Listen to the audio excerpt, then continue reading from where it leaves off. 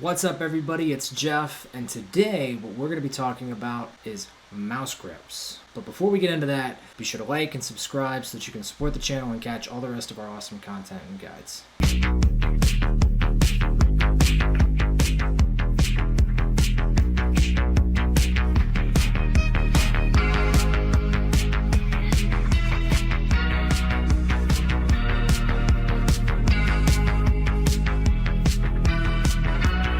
Camera to stop freaking out in this new room. Full disclaimer, I just moved and nothing is set up. In fact, my PC isn't even here. I'm running off of this laptop. But that is not going to stop me from teaching you guys all about the principles of good aim. So, you want to talk about mouse grips.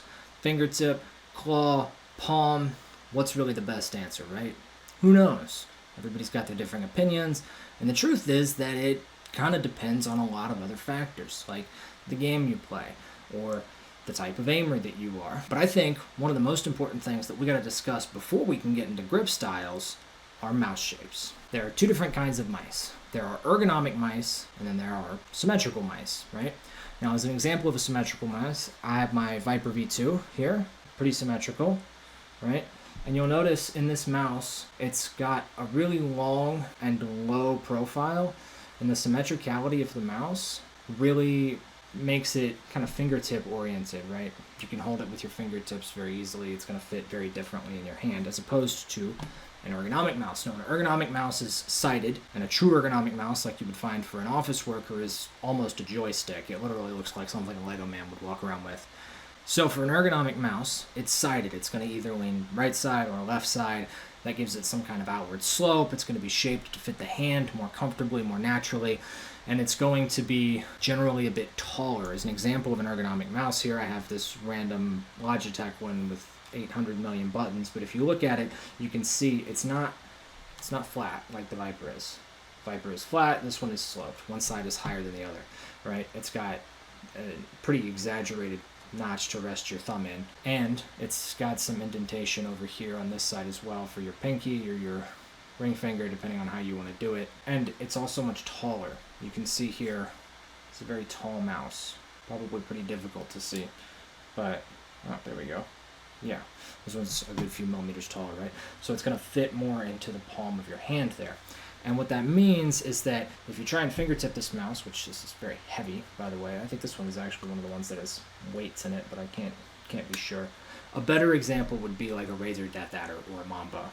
Those are very, very popular ergo mice. The Lamzu Thorn, probably the best ergo mouse on the market from what I've seen at the moment. It's very lightweight, it's very comfortable, it's got a really nice shape. Most ergo mouse are also a good bit shorter than your... This one's not true to the example because it's got this like weird MMORPG flange on the middle finger side, but it also allows you to put your whole middle finger on it. Like, this really is overkill for most ergo mice in terms of what it does for your hand. But when you're looking at an ergo mouse, you're looking for some kind of full comfort. These are great mice if you're going to work with it a lot, or if you're playing an MMO, or if you're playing a game where you're going to have your hand on your mouse just nonstop, a ton, doing a lot. Because, and this is where we get into mouse grips, a mouse like this really favors a palm grip. We're actually going to steal this little camera here. We're going to bring it down. So when you look at this grip here, right, as I mentioned before, your palm is going to fit the hump there. I'm going to need you to focus, thank you. And then you're going to come around here. And now this is where it's like, okay, well, is this a claw grip? Is this a palm grip? I'm not really sure. And what's the difference? I mean, really the difference is just that you don't have enough room to fully split your fingers out. That's really what it comes down to. Because this is a palm grip and this is a claw grip technically, but both of them, this is your main contact point. This is how you move the mouse around, right? So anyways, this is really good. Like I said, in MMO and RTS, RPG games, this is great because you get a ton of control. This is also really good for people who are primarily arm aimers, because what it means is, well, if you're like this and your contact point is here, you can't use your fingers to do anything. Where this really comes into play isn't so much like, oh no, I need to shoot this guy above me, and you do that and you get to shoot above you a little bit, or you can maybe move to the right. But it's more in the sense that when you're using it like this, if you want to aim down, you have to do this. And as you probably be able to see, if I want to aim down with this mouse, this is a back activation, right? If I want to pull the mouse backwards, I have to use muscles in my back, muscles up at the top of my shoulder and down underneath my shoulder blade. And as a gamer, not a lot of use for those muscles. So aiming down, you're not going to have a ton of control and it's going to be a little wonky. That's why you'll see a lot of players play like this, and then if they want to aim down, they do that. You're still activating back muscles, but it's way more concentrated up here. Those are muscles that you're going to use more often. And the other thing is you don't have a chair in the way. You know, it's much more natural because you've got a lot more room. You can do a really wide aim down, but it's still very hard, right? And that's one of the main downsides of like a palm-based technique where you're gripping the mouse with your palm or you're using a claw. And the claw comes into play is where like, okay, I can do this, but then I can't use my fingers at all. It's wrist only if I want to make adjustments, and that's only side to side, and that's not even like perfectly crosshair placement side to side. That's going to be perfect crosshair placement side to side comes here. It pivots from the shoulder and even pivots from the elbow to an extent, but you don't get perfect side to side crosshair control with your wrist. That's really for micro flicking. Your crosshair placement's going to drift up and down because this is an arc that you're doing. It's a pivot point on your wrist, right?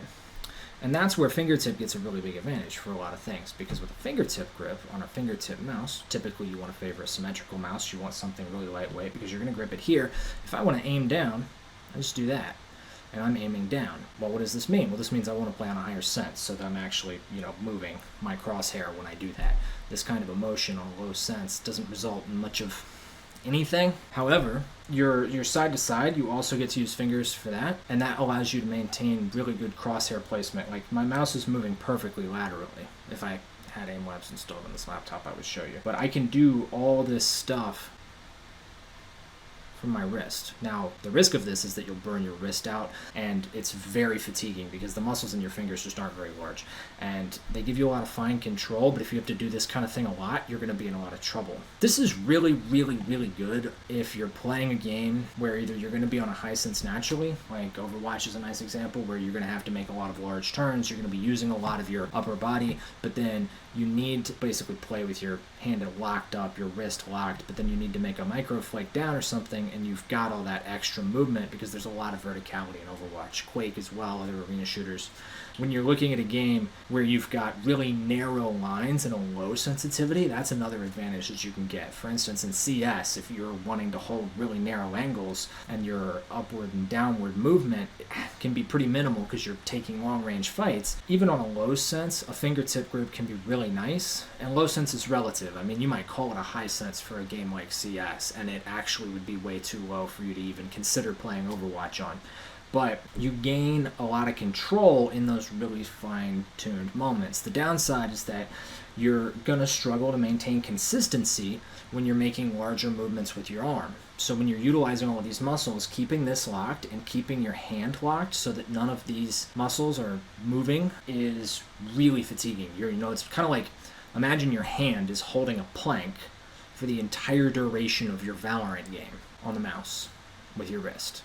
You are going to hurt from here and here all the way into here. And for people like me who have arthritis in their hands, this is absolutely devastating. Now, if you're in a game where it's just constant activation, like Overwatch again as an example, or Quake, where you're using a lot of those muscles in bursts rather than a sustained locked grip, then it's not quite as bad because you get weird rest periods in between, or you're moving back and forth. You build up a different kind of stamina in that sense, but you can also play 3 games in 40 minutes, and that's part of the factor, right? Like a Quake match is 10 minutes long, and if you want to queue up a game of CS, then you're going to be there for close to an hour. So when you're playing a game like that, you're going to want to lean into something that's more comfortable because you're going to spend a lot of time just sitting there holding something. And so this, as a grip, is not ideal because what happens is you get lazy and you get relaxed, and then you need to flick and your fingers aren't really engaged. Your flick is really weak and really lazy.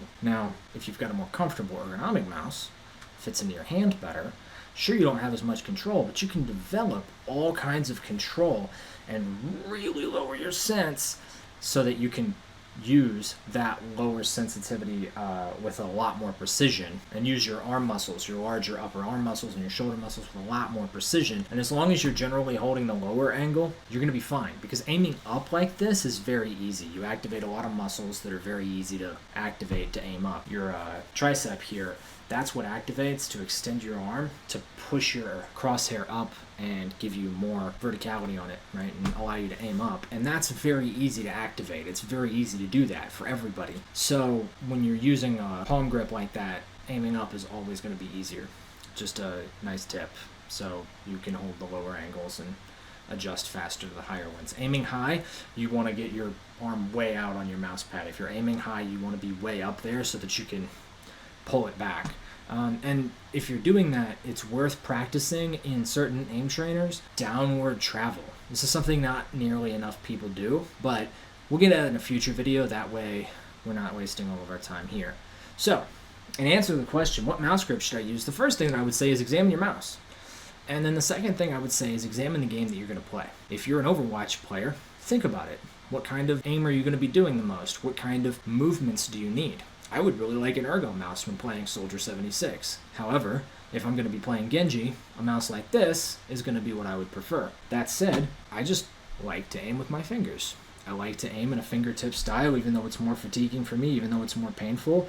I like high sensitivity. I like that kind of precision control that's mostly focused in the hand. It means that I've got a lot less stamina in playing because of all the pain that it can cause me. However, that's my preference. So that's something that I really can't do on this mouse. End of story, right? I used to fingertip aim on a Mamba, and then I fingertip aimed on a Death Adder, and both of those are relatively lightweight. The Mamba's pretty heavy, admittedly, but it burns you out very quickly, and it's just not very conducive to that aiming style because the way the buttons are laid out on the mouse, you'll see the side buttons on the mouse, they're positioned for fingertip aiming so that you can grip the mouse very comfortably and hit those. Whereas on this one, if I were fingertip aiming, I would never be able to hit those buttons. There's no world in which I would be able to hit any of these buttons except maybe this one right here. It's just not a thing. So that's another consideration.